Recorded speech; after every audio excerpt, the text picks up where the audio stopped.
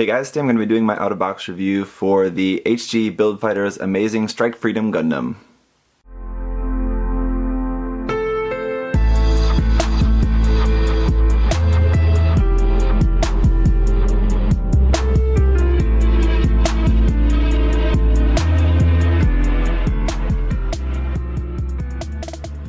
So I just got to start off by saying a big thank you to MindFenix Hobby Store for sending me this kit to share with you guys, because this is yet another kit that has really surprised me how much I've come to like this kit, because this is another one, like I said in the unboxing, when I first saw this kit I really didn't like it.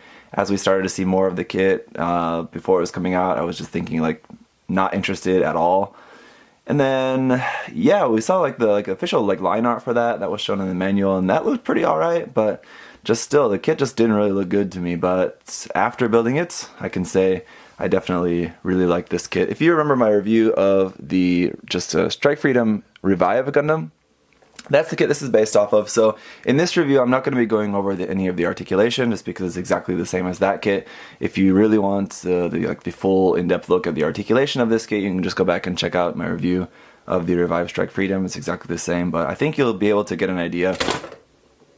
Yes, well, obviously, being able to stand up on its own is one issue that it does have. I'll come back to that, but just wanted to finish my point that you can check out my previous review of the Strike Freedom Revive if you want to see about the articulation of this kit. It's... damn it. Alright, so since it's going to insist on doing that, might as well just talk about the fact that this kit is going to be a little bit back heavy. So yeah, that's going to happen. You're able to stand it up, and it's just worse for me now because I've got it on this rotating base, so it's kind of like moving around, and my table is actually not totally like flat stable. It's a very shoddily put together table, just made by me, and so this whole setup here is not totally flat. So anyway, if you're just having it standing on your shelf like that, I think it'll stand fine. Still though, the best thing to do is probably just get an action base. We'll talk more about that I suppose later, but yeah, so this kit uses a lot of the Strike Freedom Gundam, or the Revive kit, and then quite a lot of new stuff here, and I think the overall look is quite different. I mean, there's definitely some recognizable parts, and when you put the two of them next to each other, you'll surely be able to recognize some of the shared parts, but quite a lot of this is new, and especially a lot of the main aspects of it, so I definitely can appreciate that part of it. So I will give you guys a closer look at that and talk about where all the stickers and everything are on it. But one thing I do also want to mention is the fact that you do have, of course, a lot of leftover parts from the Strike Freedom Revive kits. So I just want to point out some of those to you. Some of the more notable ones. You do have the beam shield, so you can use that, like I mentioned in the unboxing video. If you have the original Strike Freedom Revive kit, that comes with one of these, of course, then you can have two of them now. So we'll come back to that. You can make the original Strike Freedom shoulder armor if you prefer that. It has all the parts for making that. If you want to just keep the original legs, you have these parts for making just the front knee and shin of the original legs. You also have the original front and back skirt armor. So here's the front and here's the back. The back is barely different. The back in this case is just modified with a couple little pegs there, and it has the beam saber handles attached onto there. But say for example you wanted to have the beam saber handles attached onto the side skirt rather than on the back, as you can see there, they're just attached onto the back. So if you want just the plain back skirt, you can use this piece. And then we do also have these connection pieces. These are the connection pieces that plug onto there. These side skirt pieces are exactly the same. You're just not putting on these connection pieces. So I actually think that's a little bit disappointing. I wish they would have made new parts there, because that looks a little bit silly. Just the hole there obviously looks like that a piece was just omitted. So one thing that you could do is use this and maybe just fill this in with putty or something like that. Just make it a complete half dome, and then just put that on there, or something, I don't know, modify this in some way, or just cap that with something, fill that with putty, or a piece of plot plate, or an option piece or something, I don't know. But if you wanted to have the beam saber handles connected onto the side skirt, you could use these extra parts. Also, if you don't like the new V-fin, you can just make the original V-fin. We have all of the three parts to make the original V-fin for that. The main part, the main armor part, the main chassis of the head is exactly the same, so it will fit the original V-fin perfectly fine. And there's a few more parts here and there, but that's just kind of the more noticeable things. So in terms of accessories we get with this kit, aside from just the holding hands we have there, you also have these open hands. Now, the red frame was something that I was really not looking forward to this kit. That was the thing that initially first made me not like this design at all. I am glad that they went with like the metallic red. It's like kind of gloss metallic injected red. It definitely looks better than just a plain red like what the polycaps are. So it's not so bad, actually. It's not as bad as I was expecting it to be. I'm definitely going to paint it in just like a standard gray color or something like that later. But the other accessory we get is the beam rifle, or this Dragoon rifle here. So it's basically the rifle itself. Let me take off the Dragoons here for you. The rifle itself is fine, and it has a sticker there for the camera, and it's pretty basic design, though I kind of like this. Very simple. The handle doesn't fold or anything at all. It's just fixed there, and it just drops down into the hand. So I'll ultimately probably just leave the rifle like this, because I actually don't really like it with the Dragoons attached onto the side of it. I think it looks kind of weird. It looks too wide, and almost like it's like holding a shield gun or something like that. It's sort of similar to like the X Gundam had that kind of shield gun, right? So it's so wide like that on the top, it looks like a boat like that he's holding, so it's just kind of ugly, I think, in my opinion. One thing that I do really like about this, just about the colors that this kit is molded in, is this color for the Dragoons and the feet and a couple parts there in the torso is in this really nice like blue purplish color. It's just the color that's molded in. So if you're not going to be painting it, I actually am pretty pleased with the colors that this kit is molded in just out of the box. I would maybe get rid of the yellow just because I think it's just like one too many colors in here. But maybe just because we have like the red and like the dark blue and like the purplish blue, that's kind of like a good color combination there. I think it can just do without the yellow. Maybe change that to something else. But otherwise, just the colors that this kit is molded in are actually really quite nice. So just to take a closer look at this and point out some of the new parts, actually quite a lot of this is new. The head is mostly exactly the same. I've got sticker there for the eyes, sticker for the cameras, on the two on the front and then one on the back as well. The V-fin is all new, so the center blue part and then the yellow and white parts of the V-fin are new. Very similar, basically just the angle is changed of them. That's kind of like the biggest difference. It's a lot more similar to the Strike Gundam in ways. This whole chest part is new. That's a red sticker there on the top of the chest. The vent parts and these middle parts I think are the same, just like the main dark blue part of the chest is different, and it has like this kind of little bit sticking out there that matches with the legs down here. I quite like that detail. It's a cool detail added to there. Shoulders are totally new in this case, except for this part here on the inside. It's the same part, so like I mentioned, you could use the original shoulders if you want. You'd have to put that part into there.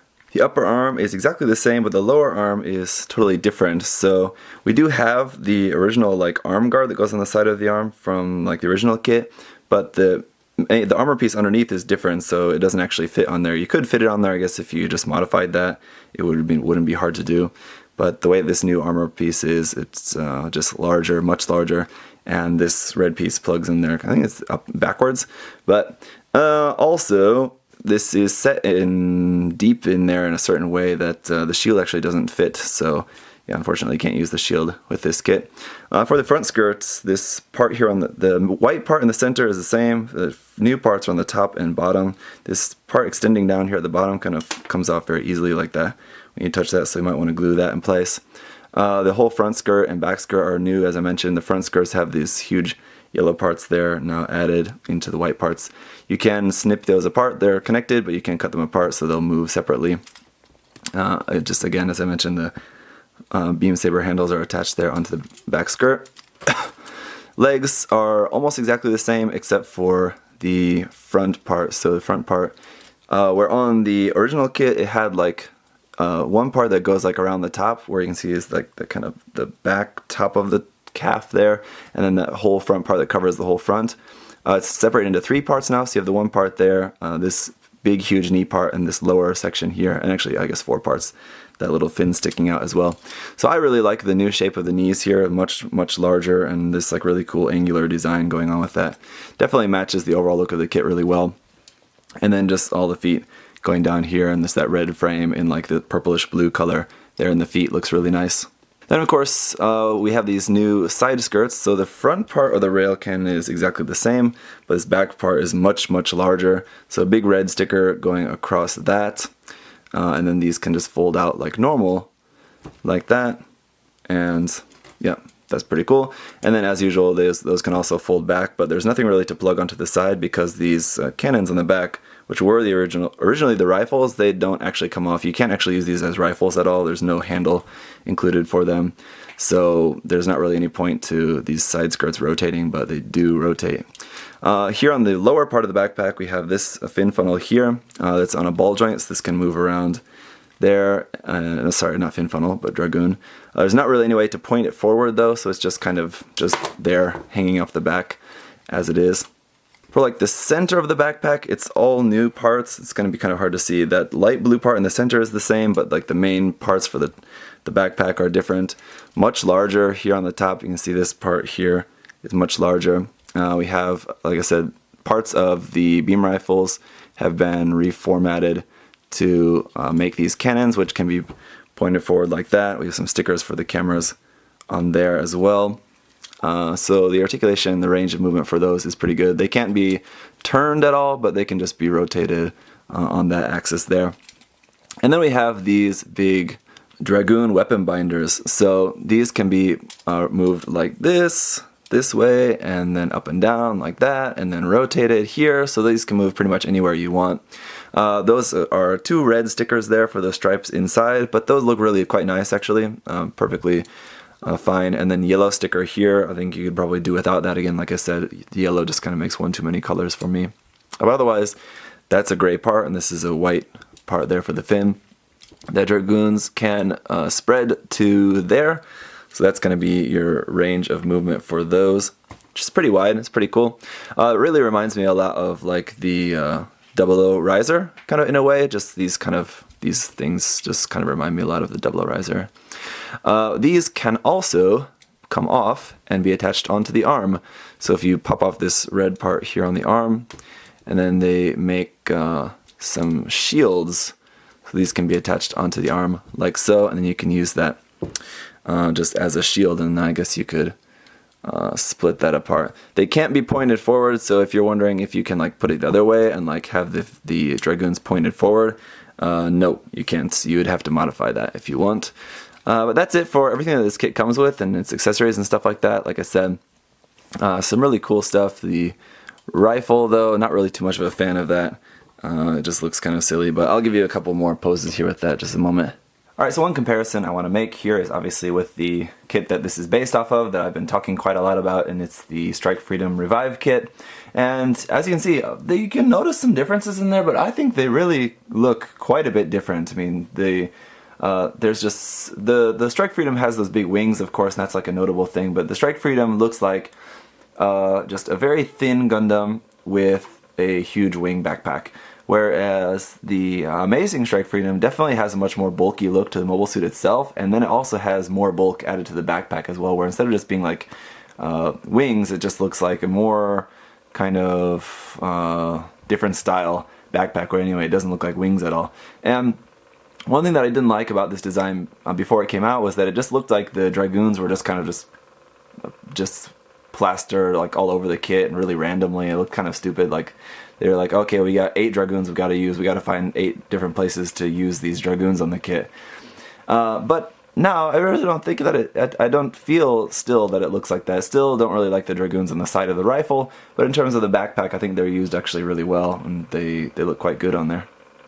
And just one other comparison I want to make, and that is here to the Lunagazer Gundam, because in a way these are very similar in my kind of personal taste of them, and that probably has a lot to do with it, the fact that they are both designed by Naoki. I personally usually like Naoki's designs, and even though these are kind of like not fully his designs, I guess they have a lot to do with what he's done. But one thing that both of these kits make me think of is that these are kind of like a crossover of Seed and UC style. So like these are both mobile suits that are based in the Seed universe, but they're both given this sort of UC sort of styling to them. Obviously, the Lunagazer is a lot of that's based off the Hyakushiki, so obviously that's going to have that.